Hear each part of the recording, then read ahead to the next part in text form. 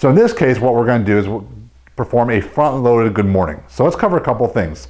For one, to be able to do the front-loaded good morning, you're going to have to be able to clean the weight into your front-loaded position. Now, you don't have to master the clean at this point. It's just more of a positional lift. So Jessica's going to grab on the handles. She's going to in the same deadlift position. So all I need her to do is think about jumping the weight up into the crooks of her arms. Okay? So Jessica, let's just get the weight up in that position. At this point, we're not really looking at this as an exercise. So as long as she did this safely, it may not be the most beautiful thing in the world, but we're just trying to get in position. Now, the front load position is super, super important. This changes weight distribution throughout the entire body. So you're gonna feel a lot more core activation, a lot more glute activation because of the leverage change. When you are in this position, this is our standing plank. The reason we call this front load, not zercher, not front squat, is it's not a zercher, which usually sits lower. It's not a front squat, which usually sits higher. It's right in that plank position. Come on down, Jessica. So a lot of people, what they're going to do is they're going to actually fatigue through their trunk first, or they're not going to be able to control their upper back, which shows you an inability to stabilize in some of the most important areas. So unlike other programs that just keep loading you and loading you, we're looking to see how you're able to maintain those connections over time and under different levels of stress. Just holding that position is very fatiguing. So take into account, if you're doing 10 deadlifts, you're not going to be able to do 10 front load good mornings with the same weight.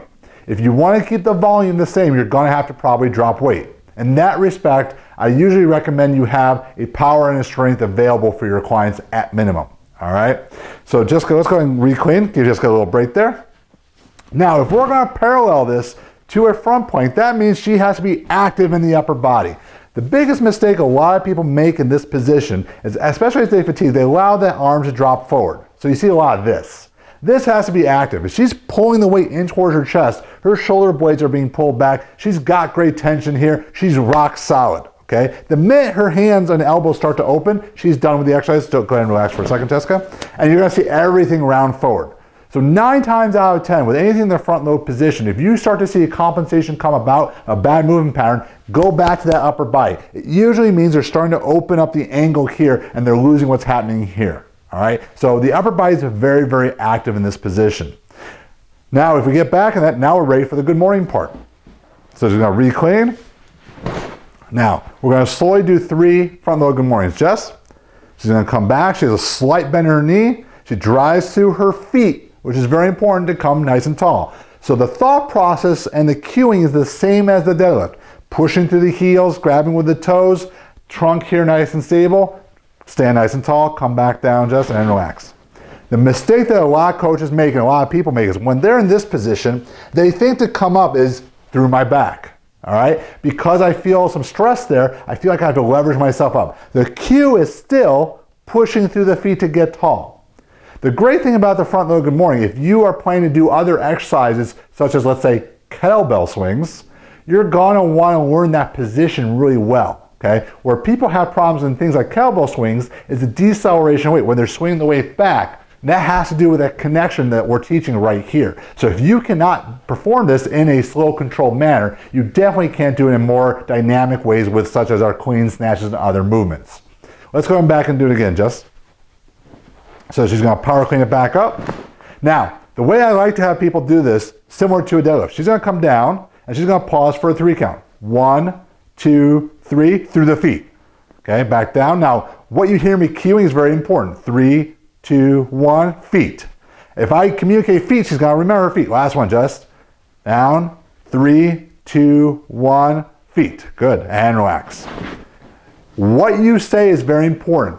Make sure when you're cueing your clients, you don't use cues that are not meaningful to them, okay? You don't need to spit out a lot of extra information. You need to give very concise information so they know what you want, okay? So over time, it's very important to understand the important cues and the valuable cues of your clients. When Jessica, she was just going to pretend holding that position. A lot of your clients, remember, one of the things that we haven't talked about yet is when you feel unstable, the tendency of your body is to create stability. The number one way we create stability is through flexion. Okay, you can think simply the fetal position. Whenever we get startled or protect ourselves, stuff like that.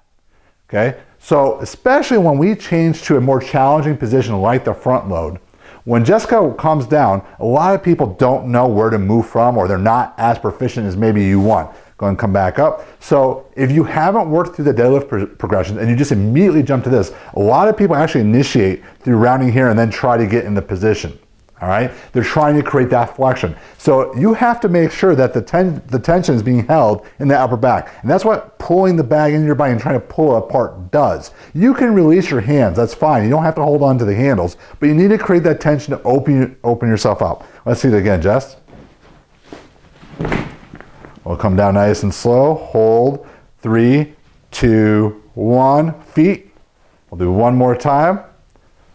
Down, 3, 2, 1, feet, and relax. So you saw too that I touched her where I want her to move from. That's really important. When we use tactile feedback, our hands are touching, assuming it's appropriate for the situation that you're in, that's where people are going to move from. So if Jessica is rounding through her shoulders, I'm not going to say, Jessica, stop moving from here. I'm going to cue her from where I want her to move from. So keep that in mind. If you are using tactile feedback to give your clients input, make sure you're giving it in the appropriate spot. You're applying it to where they need to move from, not where you're trying to have them move less at. So the front load good morning is a really important drill. It sets a foundation for a lot of things. It's a really important drill for a lot more dynamic actions like our cleans and our snatches and so forth. If you can't get in this position and you can't hold it, and what holding it means, we'll work up to a 5-second pause. It's awesome because when you see people that 5-second pause, you see a lot of that shaking going on, right? That's showing you that they don't have good core integrity. Because let's do it one more time, Jess. You have to understand, according to work of legendary scientist Dr. Stuart McGill, core endurance is more of an indicator to low back health and core strength. So over time, come down, 5, 4, 3, 2, 1, feet, and relax. I want to build up how she's holding that timeline retention because that's our plank again. Remember, 2 planks. Plank at the top, plank at the hinge. Okay, if she can't even hold that for 5 seconds, that means we still have core instability issues that we need to solve. Core, remember, is hamstrings and glutes just as much as it is your abdominal area. It's also your low back, your lats, and a lot of other musculature.